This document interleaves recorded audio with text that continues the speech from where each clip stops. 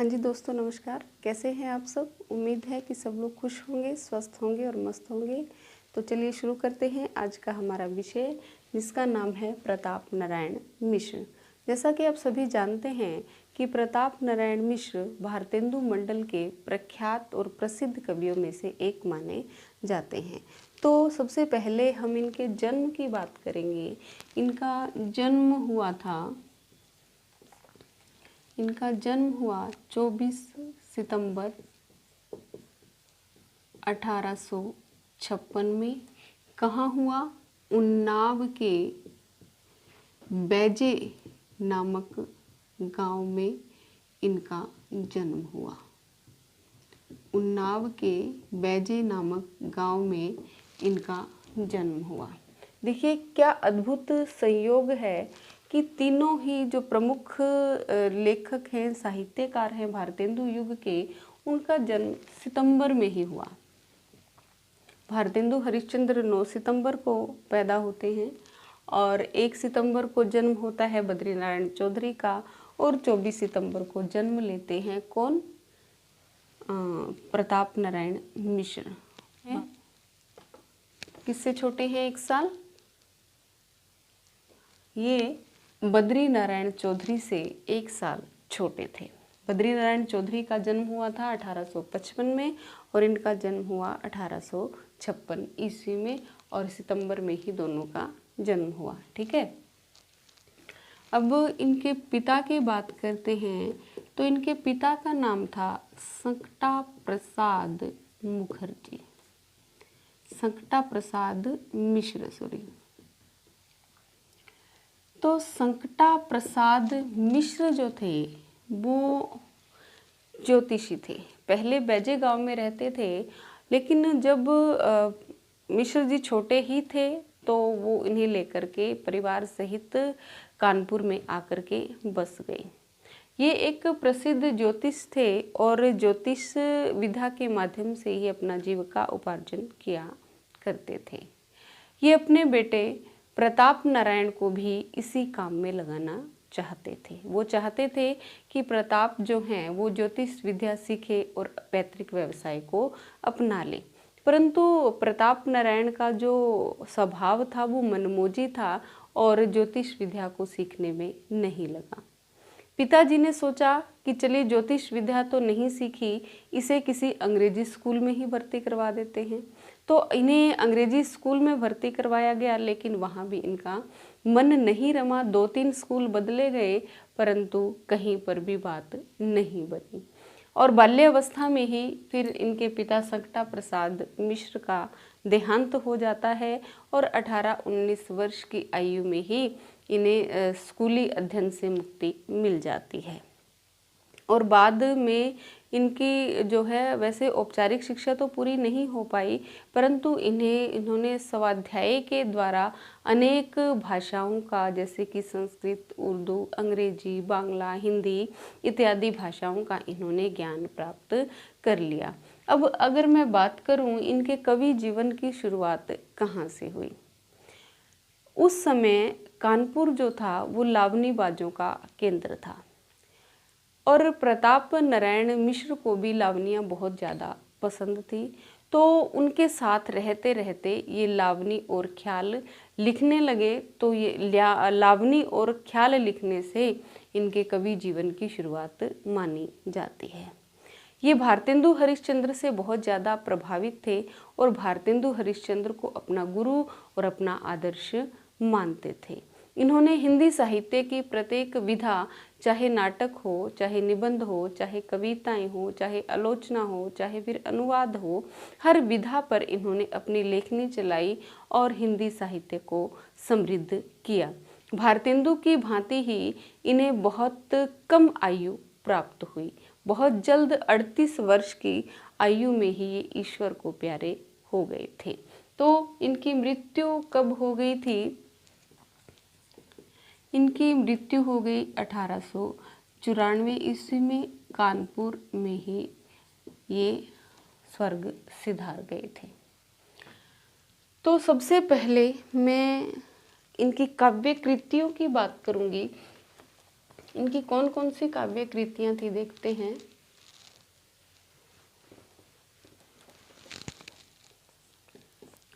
काव्य कृतियां, ठीक है। तो सबसे पहले जो इनकी काव्य कृति थी उसका नाम है प्रेम पुष्पावली। प्रेम पुष्पावली यह 1882 ईस्वी के आसपास प्रकाशित हुई और जब भारतेंदु हरिश्चंद्र ने इस रचना को पढ़ा तो बहुत ज़्यादा प्रभावित हुए और प्रताप नारायण की प्रशंसा की, जिससे प्रताप नारायण मिश्र जो हैं वो बहुत ज़्यादा प्रभावित हुए, खुश हुए और इन्होंने और भी अधिक अच्छे तरीके से रचना लेखन प्रारंभ कर दिया।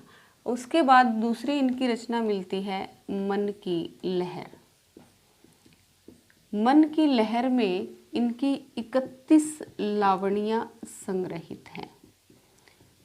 मन की लहर में क्या है, 31 लावणियाँ इनकी संग्रहित हैं और इसमें वो विधवा जीवन की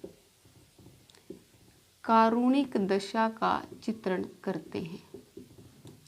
विधवा जीवन की कारुणिक दशा का चित्रण। वो कहते हैं कि कौन करे जो नहीं कसकत, सुनी विपत्ति बाल विधवन की।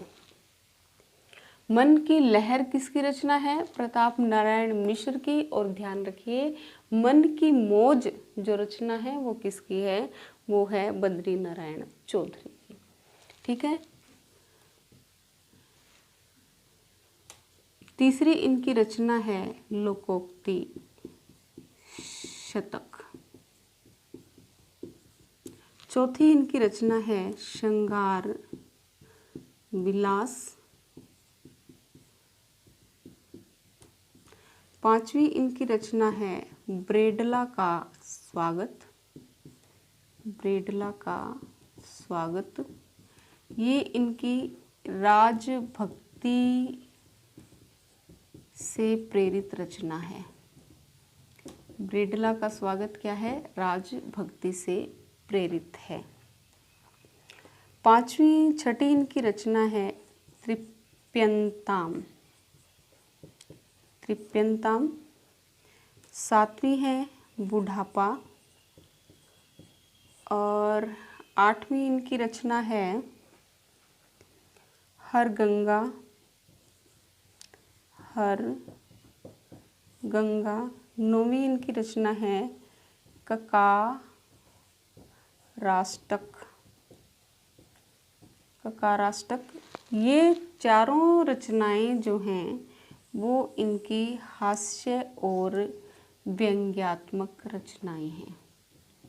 हास्य व्यंग इसके अंदर दर्शाया गया है। कौन कौन सी रचनाओं में, तृप्यंताम, हरगंगा, बुढ़ापा और ककाराष्टक, ठीक है। और इनकी 2 रचनाएं हैं जैसे कि नया पर्व और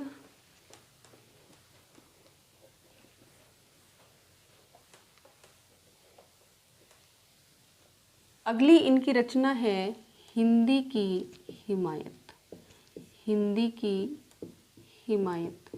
हिंदी की हिमायत में ये हिंदी को राष्ट्रभाषा बनाने का पुरजोर समर्थन करते हैं और हिंदी हिंदू हिंदुस्तान का नारा देते हैं। हिंदी हिंदू हिंदुस्तान। वो कहते हैं जपो निरंतर एक जबान, हिंदी हिंदू हिंदुस्तान।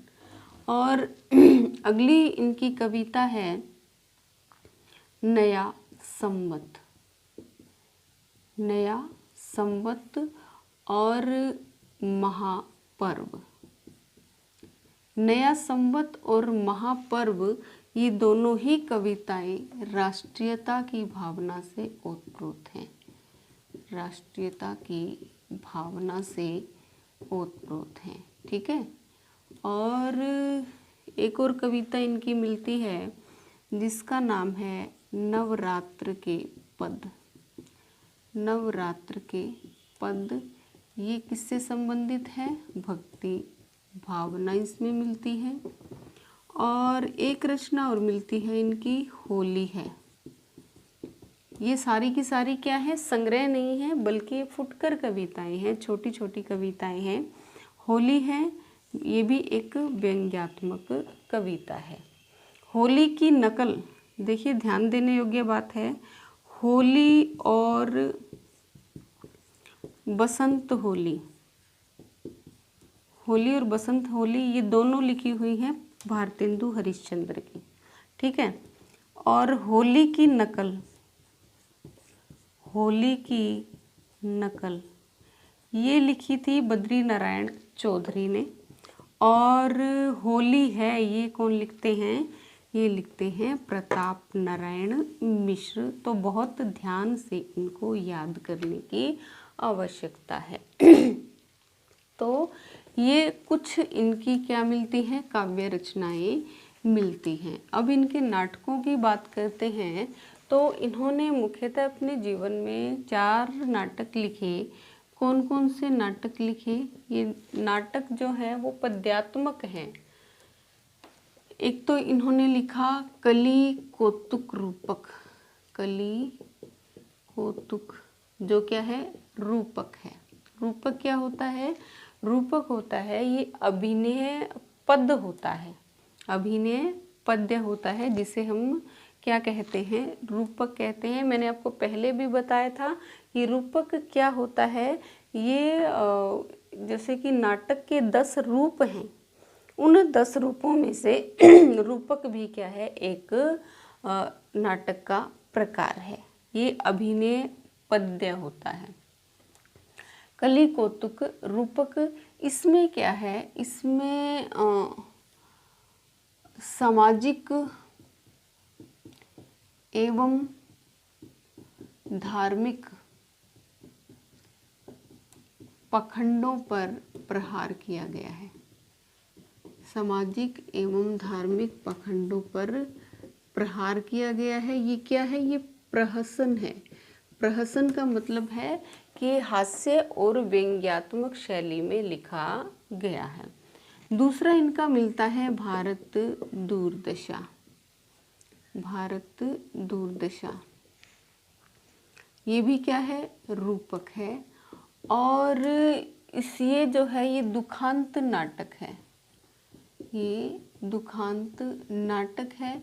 इसीलिए इस नाटक पर आरोप लगाया जाता है कि ये पाश्चात्य शैली के अनुकरण पर आधारित है, ठीक है। भारत दूरदशा नाटक भारतेंदु हरिश्चंद्र ने भी लिखा है, और भारत दूरदशा नाटक जो है वो प्रताप नारायण मिश्र ने भी लिखा है, ठीक है।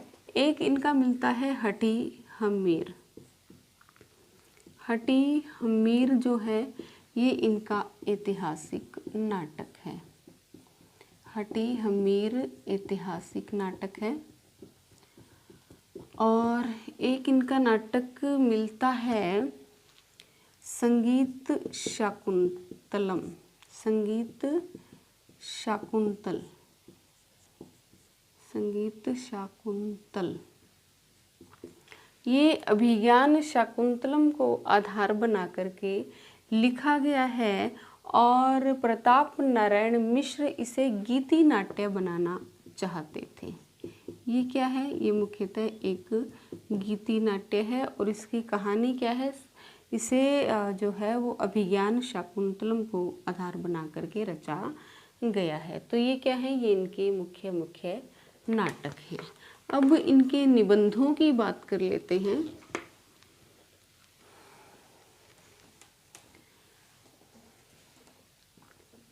निबंध, प्रताप नारायण मिश्र भारतेंदु युग के प्रमुख निबंधकारों में से एक माने जाते हैं। बालकृष्ण भट्ट और प्रताप नारायण मिश्र के निबंध लेखन में साम्य देखने को मिलता है। इसे इनके निबंधों की विशेषता को देखते हुए आचार्य रामचंद्र शुक्ल इन्हें हिंदी का एडिशन कहते हैं। तो इन्हें क्या उपमा दी गई? हिंदी का एडिशन, हिंदी का एडिशन। किसने कहा हिंदी का एडिशन? इन्हें आचार्य रामचंद्र शुक्ल ने, आचार्य रामचंद्र शुक्ल ने। इन्होंने अपने जीवन में केवल 38 वर्ष की आयु में लगभग 50 पुस्तकें इन्होंने लिखी और इनके निबंधों के कुछ संग्रह मिलते हैं। एक तो है निबंध नवनीत, निबंध नवनीत, प्रताप पीयूष और प्रताप समीक्षा। इनमें जितने भी इनके निबंध थे जो इनके ब्राह्मण पत्रिका में प्रकाशित हुए थे, वो सभी निबंध जो हैं वो इन 3 निबंध संग्रहों में संग्रहित किए गए हैं। इनके निबंधों की क्या विशेषता है कि ये छोटी से छोटी बात को भी आधार बना करके निबंध लिख देते थे। जैसे कि इन्होंने निबंध लिखे, ये शरीर के अंगों को लेकर भी निबंध लिख देते थे, जैसे कि मूछ, पेट, भौं, दांत, ये क्या है? इनके निबंध हैं जो सारे के सारे ब्राह्मण पत्रिका में प्रकाशित हुए थे। हास्य व्यंग्यात्मक निबंध हैं और इनके निबंधों का क्लेवर जो है वो बहुत छोटा होता था। 2 या 3 पेज के ही इनके निबंध होते थे। बहुत कम निबंध ऐसे हैं जो केवल 4-5 पृष्ठों पर इनके आते थे। तो ये हिंदी के वर्णों को आधार बनाकर भी निबंध लिख देते थे, जैसे ट, त, प इत्यादि। और इनके जैसे कुछ लोकोक्तियों और मुहावरों को लेकर भी निबंध लिख देते थे, जैसे कि समझदार की मौत, मारे को मारे, मजूमदार और फूटी सहें आजी न सहें, इस तरह के शीर्षकों से भी ये निबंध लिख दिया करते थे। तुलसीदास की सूक्तियों को आधार बना करके इन्होंने बहुत से निबंध लिखे हैं। और ऐसा ही नहीं कि इन्होंने केवल व्यंग्यात्मक या हास्य निबंध भी लिखे हैं, विचारात्मक निबंध भी इन्होंने लिखे हैं।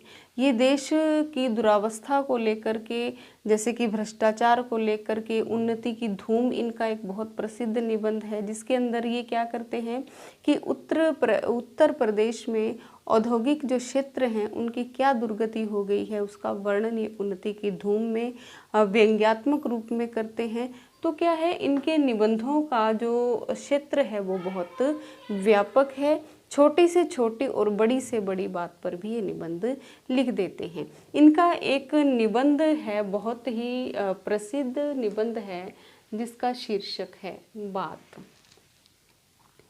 बात शीर्षक निबंध जो है ये इनका 1890 में प्रकाशित हुआ। 1890 में और एक बात और ध्यान रखने योग्य है कि बात निबंध किसने लिखा था? बाल कृष्ण भट्ट ने भी लिखा था। बाल कृष्ण भट्ट ने भी बात निबंध लिखा था, परंतु ये हिंदी प्रतीप में 1883 में प्रकाशित हुआ था और ये बात 1890 में जो प्रकाशित हुआ था ये लिखा था प्रताप नारायण मिश्र ने। बात मतलब शीर्षक एक ही है, किंतु इनका जो वचन भंगिमा है, रचना दृष्टि है, दोनों की अलग अलग मिलती है। ठीक है, तो ये थे इनके निबंध। अब इनकी एक पत्रिका थी जिसका नाम है ब्राह्मण पत्रिका, जिसका हिंदी पत्रकारिता के क्षेत्र में बहुत ही महत्वपूर्ण योगदान है। ब्राह्मण पत्रिका का संपादन इन्होंने शुरू किया 1883 ईस्वी में। होली के दिन इस पत्रिका का संपादन ये शुरू करते हैं। ब्राह्मण पत्रिका के विषय में कहा जाता है कि ये पत्रिका अर्थ अभाव से ही गुजरती रही। ये 7 वर्ष तक ही इसका प्रकाशन कर पाए और 8वें वर्ष में खड्ग प्रेस बांकीपुर के निवासी को पंडित बाबू रामदीन को देकर के ये निश्चिंत हो गए। मतलब कि ब्राह्मण पत्रिका अर्थ अभाव से जूझती रहती है। ब्राह्मण पत्रिका के विषय में कुछ बातें हैं जो मैं आपको बताना चाहूँगी। ब्राह्मण पत्रिका में कितने पृष्ठ होते थे? 12 पृष्ठों की पत्रिका होती थी। कुल पृष्ठ इसके कितने होते थे? 12 पृष्ठ होते थे। और इसका जो आकार था वो 9.5 इंच तो लंबा होता था और ये पत्रिका 6.5 इंच चौड़ी होती थी। केवल 12 पृष्ठ होते थे और इस पत्रिका को 1 साल बाद, ये पत्रिका क्या थी? वैसे तो मासिक थी और कहाँ से निकलती थी? कानपुर से निकलती थी। और ब्राह्मण पत्रिका मासिक थी, लेकिन 1 वर्ष के पश्चात ये मिश्र जी चाहते थे कि इस पत्रिका को पाक्षिक कर दिया जाए, परंतु अर्थाभाव के कारण वो ऐसा नहीं कर पाए, क्योंकि इनके जो पाठक थे वो समय पर इसका शुल्क नहीं देते थे। तो शुल्क ना देने के कारण, अर्थाभाव के कारण उनकी इच्छा पूरी ना हो सकी। तो पत्रिका के 8 महीने बीत जाने पर जब इन्हें शुल्क नहीं मिलता है तो ये क्या कहते हैं? अपने पत्र में लिखते हैं कि 8 मास बीते जजमान, 8 मास बीते जजमान, अब तो करो दक्षिणा दान। कि 8 मास बीत चुके हैं इस पत्रिका को प्रकाशित होते होते और कम से कम अब तो दक्षिणा दे दीजिए। और क्या विशेषता इसकी थी कि इसकी जो सिद्धांत वाक्य था इसका, वो भर्तहरि की सूक्ति पर आधारित था। और इस पत्रिका के प्रथम पृष्ठ पर या मुख पृष्ठ पर कह लीजिए एक अर्धचंद्र छपा होता था। अर्धचंद्र के ऊपर यहाँ पर 1 लिखा हुआ होता था और इस अर्धचंद्र के अंदर ही एक सूक्ति लिखी होती थी कि शत्रोरपि गुणावाच्या, शत्रोरपि गुणावाच्या दोषावाच्या गुरोरपि, कि हमें शत्रु के तो गुणों का भी बखान कर देना चाहिए। मतलब कोई अच्छी बात है तो वो शत्रु के भी बता देनी चाहिए, और अगर गुरु में भी दोष है तो उसको छुपाना नहीं चाहिए, उसको भी उजागर कर देना चाहिए। तो ये क्या था? ये इनकी एक सूक्ति थी या सिद्धांत वाक्य कह लीजिए, ब्राह्मण पत्रिका का था। ठीक है। और ब्राह्मण पत्रिका का संपादन इन्होंने कितने वर्षों तक किया? 7 वर्षों तक इन्होंने इसका संपादन किया। और 8वें वर्ष में इन्हें 8वें वर्ष में क्या कर दिया? बाबू रामदीन को इन्होंने ये पत्रिका सौंप दी थी। ठीक है। तो बाबू रामदीन कौन थे? खड्ग विलास प्रेस के मालिक थे बाबू रामदीन। और ये कहाँ के निवासी थे? प्रेस कहाँ थी? ये प्रेस थी बांकीपुर में खड्ग विलास प्रेस थी, जिसके मालिक बाबू रामदीन थे।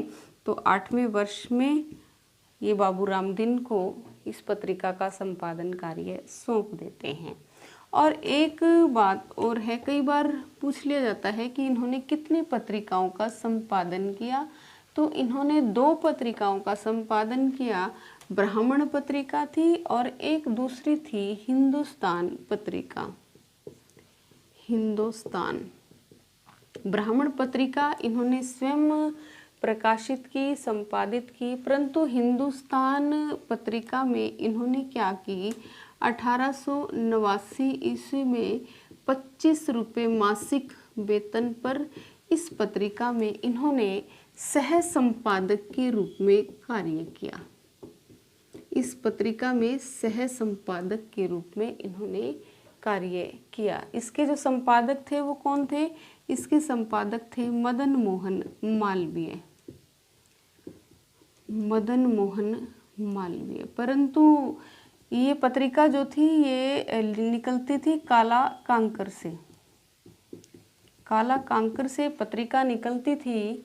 मदन मोहन मालवीय इसके संपादक थे और इसमें 1889 में सह संपादक के रूप में 25 रुपये मासिक वेतन पर इन्होंने इस हिंदुस्तान पत्रिका में नौकरी की थी। परंतु यहाँ भी इनका ज़्यादा दिन तक मन नहीं लगा और ये नौकरी छोड़ करके ये वापस कहाँ आ जाते हैं, कानपुर आ जाते हैं। और ये बहुत जीवन के अंतिम दिनों में बहुत ज़्यादा 1.5 वर्ष तक काफ़ी बीमार रहे और 1894 ईस्वी में 38 वर्ष की आयु में ही इनका निधन हो जाता है। तो मेरा ये लेक्चर आपको कैसा लगा कमेंट करके ज़रूर बताइएगा। धन्यवाद।